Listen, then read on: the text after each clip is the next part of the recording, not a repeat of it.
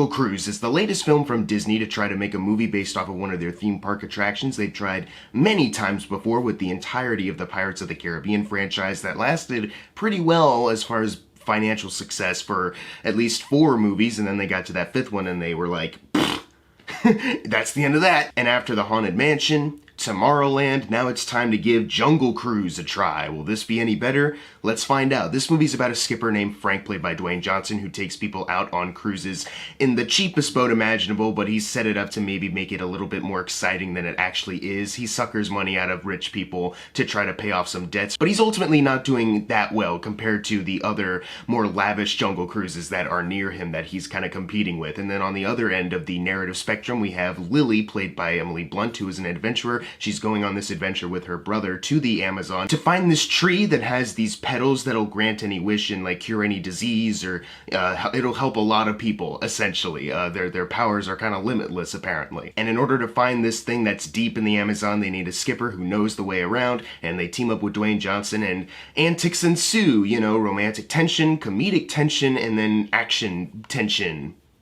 I was a little skeptical going in just because Dwayne Johnson, he can make some entertaining movies, but then every once in a while you will get something like Rampage or Skyscraper where it's like, okay, it's enjoyable enough, but it's kind of not the best movie, you know? Like sometimes they're just kind of like bad, but they're enjoyable enough so you can let them slide just a bit, you know what I mean? So I was hoping that was not going to be the case with Jungle Cruise, because even though I was skeptical, I was still curious to see how this movie could pan out, because it seemed like they had a fun adventure film maybe planned. You got some good actors here to round out the cast, and also the director of this movie, Wame Colette-Serra, previously has done a bunch of fun thrillers like The Shallows with Blake Lively. That was a really good one. And then he's got a string of Liam Neeson ones. Unknown, Nonstop, Run All Night, The Commuter. These are Liam Neeson movies in the past couple years that are actually like the good ones in my opinion. Some of them I haven't seen in a while, but I remember them fondly. I find them pretty entertaining. And as far as like the screenwriters go, you have Glenn Ficarra and John Requa, who I have not seen like some of their other works like Focus or like Whiskey Tango Foxtrot, but I really enjoyed the movie that they directed called Crazy Stupid Love. So I figured if they were going to do something with this script, it would at least be something good, because I really enjoyed that movie. And also a man named Michael Green was attached to write the script with them. He wrote movies like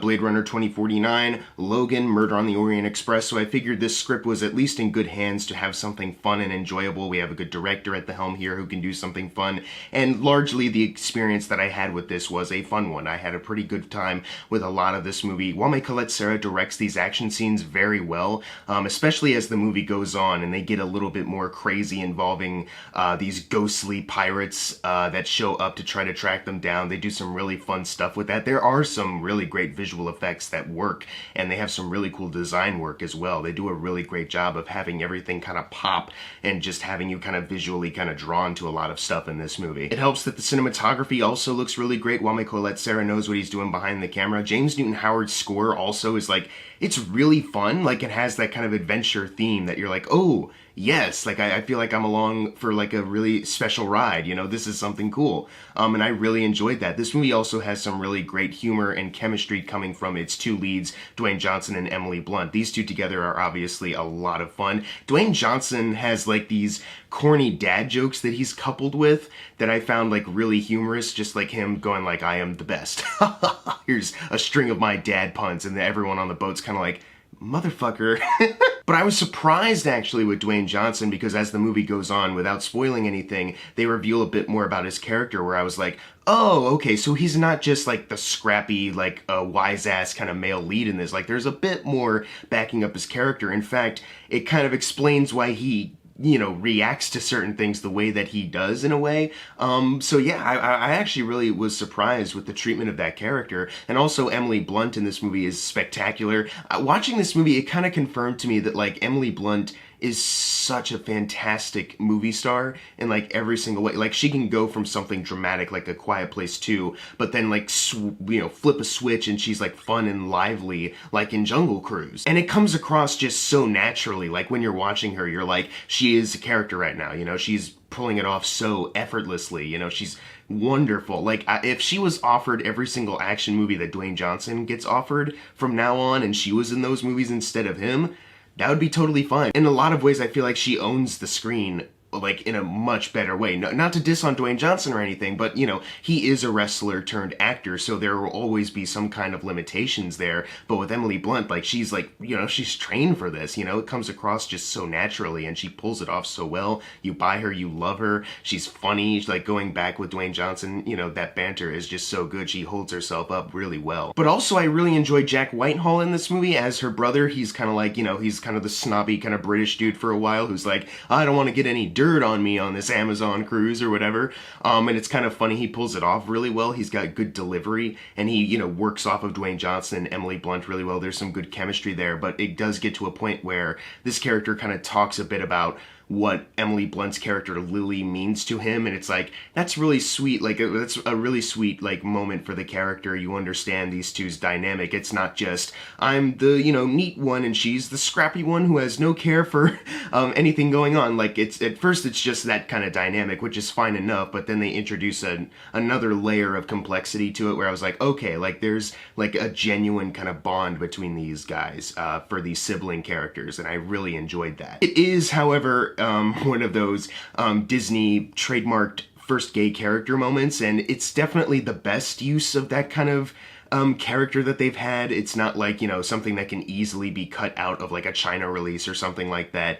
It is something where if they wanted to cut it, they could. For China, or redub it, they could, so it's not like this is the most progressive thing ever. And I understand it's a big corporation trying to pander to a safe crowd to make a lot of money, so baby steps when it comes to like actual legit representation on screen. And even the way they structure the dialogue, you can tell they're trying to tell you that he's LGBTQ+, without really saying it. You know, he's saying everything but that specifically. So there's aspects of that people will find frustrating, and even me sitting back, like, I understand exactly what you're trying to do here as far as get brownie points but also still play it safe. Even after the scene is done, you kind of just think like, this scene was only here to show that Dwayne Johnson is cool with gay people, but still, it was a nice moment just to add a little something more for that character. So the three of them work off each other really well. There is a really interesting, fun adventure story to go on here, and there's some really fun set pieces that they endure that are a lot of fun to watch, and it's really well made for the most part. If I had to complain about any aspect of it, I would say that there is some, you know, bad VFX work every once in a while where, you know, there's a lot of good stuff in here, like legitimately, where I was like, that's actually a really cool visual for a lot of these like ghostly villains that we're seeing. That's actually really special. But sometimes you do look at some images and you're like, oh, I can kind of tell that The Rock is kind of acting off of like nothing in this fight scene right now. And there's a couple other like smaller technical things, like there's some times where the editing kind of feels maybe a little too close, where they, you know, cut to like one shot to the next. There's like, you know, a submarine is in the Amazon piloted by one of our villains, the German guy, Jesse Plemons. But it kind of did have me wondering, like, can a submarine fit in the Amazon, like, actually? But then I also started to wonder at one point, like, did that guy who was at like the town like a couple minutes ago just teleport into the submarine before they left, but he was there when they were leaving? And it was kind of like, what's the geography here? There's a couple things narratively that I could have used some clarification on as well, because it seemed like they, you know, explained it where the, you know, they just kind of say something like, oh, well, yeah, this happened, or we're gonna do this, and it's like, how did you figure this out? Or how long did this, like, when did this conversation take place when you worked this out, you know? So I needed a bit more clarification with some stuff like that. And as much as this movie is pretty humorous in a good way, there's some really good jokes in this. Not just the bad dad jokes, but there's just a lot of good ones from Jack Whitehall and Emily Blunt really carrying this. But there are a couple times where, you know, certain line deliveries for some of these jokes, you know, they're not all the best, and Dwayne Johnson overuses the nicknames Pants and Lady a lot. Like, there's one scene where it seems like he's saying lady, lady, lady, like one after the other, and it's like, just for my own brain's sake, can we like cut some of these out and just have her just have him say stuff without having to always address her? Or would it be better if, like, you know, he thinks he's such a jokester kind of, like, you know, huckster kind of guy, if he kept coming up with new nicknames as it went on, instead of going like, Pants, you wear pants, your nickname is Pants. And I guess my final thing I'd say as far as issues go is that there is a villain played by Edgar Ramirez who actually, like, he has like an interesting kind of setup. It introduces the movie in this flashback, and it's like, okay, that's an interesting story right there that'll, you know, obviously come into play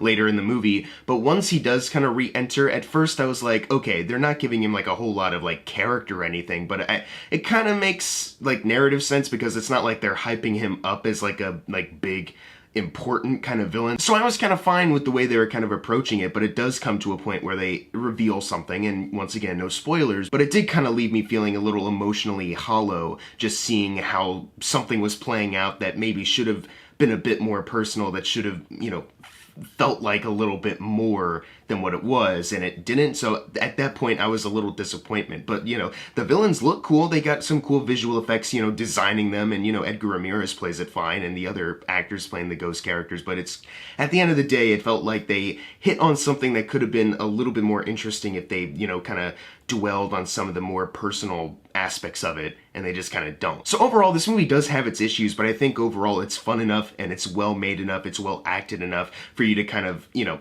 ignore a lot of these issues and just have an enjoyable ride with this. Paul Giamatti has like a small kind of role in this, and they didn't show anything in the trailer, so I was not, I didn't know what to expect with him. So as soon as he came on and was just chewing the scenery, I was like, perfect. He's wonderful. I love him so much. And Jesse Plemons in this movie is absolutely bonkers in this. He was so enjoyable as this, like, a little bit more comedic villain, but he just plays it so well. He's got like this German, Werner Herzog kind of accent to carry with this character, and it makes him so much fun. You can tell he's kind of having a blast, just absolutely hamming it up. Like, you wonder, they give him a backstory that's like, okay, like, it's a very brief one, but you understand, like, you know, considering the time period, why this is important for him, like, what's so threatening about him as well. But he is kind of a character that is kind of played up mostly for comedy, and that's what I think I found so enjoyable about him. Like with Edgar Ramirez, when they do kind of touch on the more personal, more kind of dramatic parts of that story, but don't really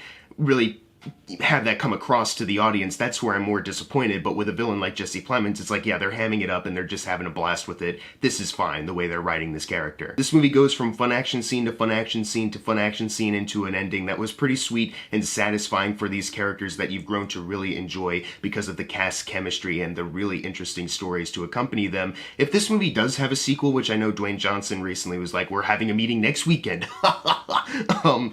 If they do decide to make another one, I think I would be totally up for it, because I want to see more like adventure films with characters that are fun to watch. Like go on these crazy adventures with, you know, big special effects and big ideas backing them up. But if this is the end, like if they don't make a sequel, this movie also ends in a spot that's really sweet and also a good closure. There's no hints at more. It's just kind of like, hey, if we make another one, we do, but you know, right now we have an ending. And it's like, that's good, wise choice on their part. I'm gonna give Jungle Cruise a B-. It's not a perfect movie, but I still really did enjoy it. I think a lot of people will get a lot out of this movie as just like a fun adventure movie with, you know, these fun characters that they'll probably want to see more of, that these issues that I mentioned, at least for me, they probably won't matter a whole lot to a lot of people because they're going in to see a good time, and that's exactly what I got out of it, and that's exactly what a lot of people will get. But if you've seen Jungle Cruise, leave in the comments below what you thought of it, and as always, thank you guys for watching. Make sure to subscribe. I'm Jackson Fulcher. See you guys next time.